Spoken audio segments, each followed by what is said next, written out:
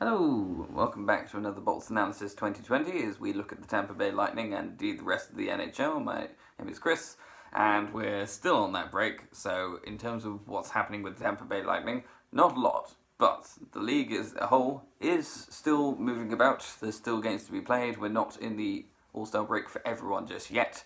And there are a couple of games last night that sort of have an impact on Tampa, but more on sort of the division as a whole, the Atlantic division, that is. So there were 4 games. First of all, as I covered from the previous video, Boston lost the Pittsburgh Penguins. That's a boost for us. Gives us a little bit more chance of catching them in first.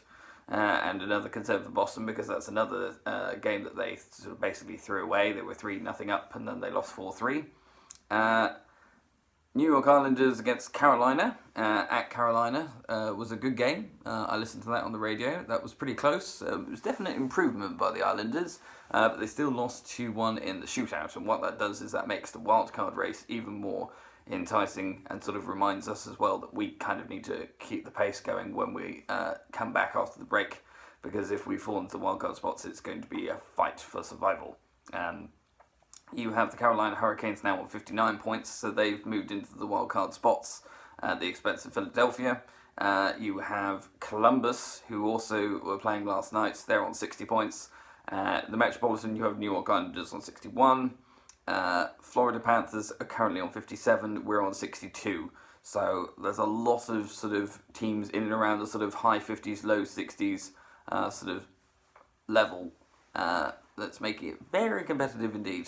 Columbus were playing last night and they played at the New York Rangers and they won it 2-1 with 27 seconds to go, and they were trailing 1-0 going into the third period. So a very good result for Columbus, but a horrible result for New York.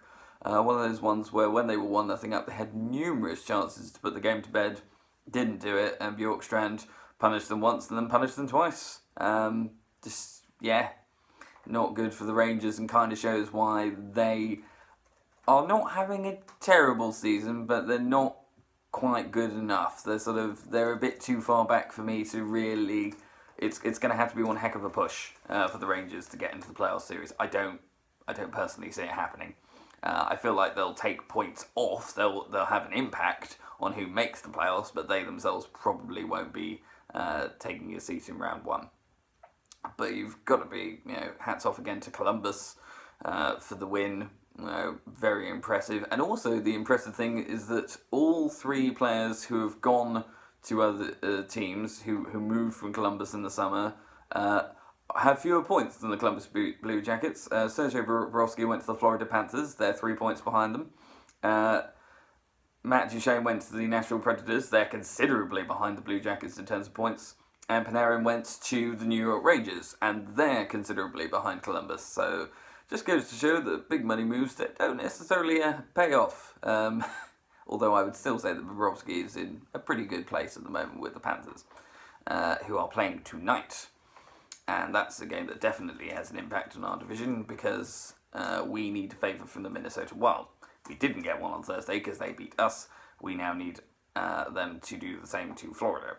But my hopes are not high because Florida are very hot right now. They've won 4, the last 4. They've won 5 of the last 6.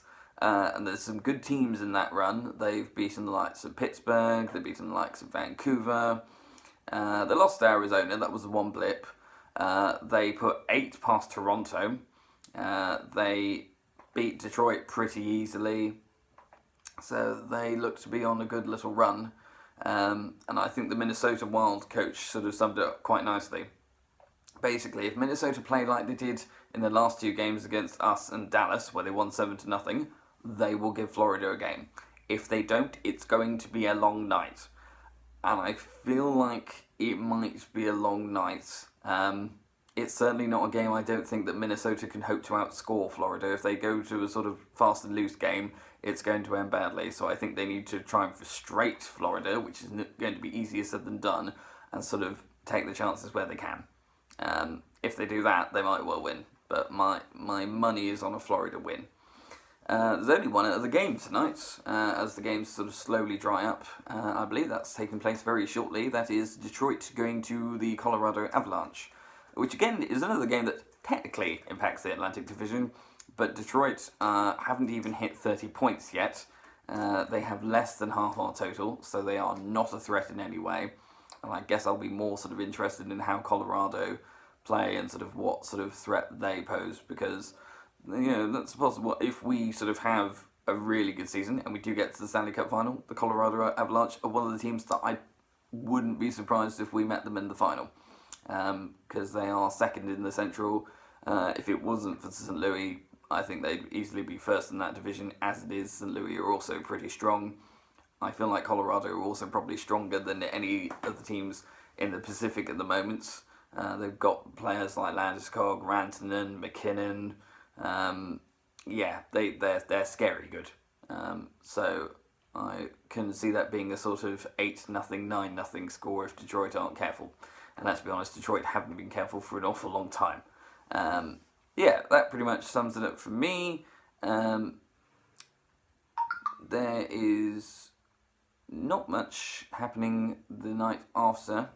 I don't think that impacts, but I'll have a look anyway and sort of see if there's anything that affects Tampa or if there's any news. But until then, this has been another Bolts analysis. And remember, Boston lost, and that's a good thing for a Tampa Bay Lightning fan, if you're mean-spirited like that, which I am.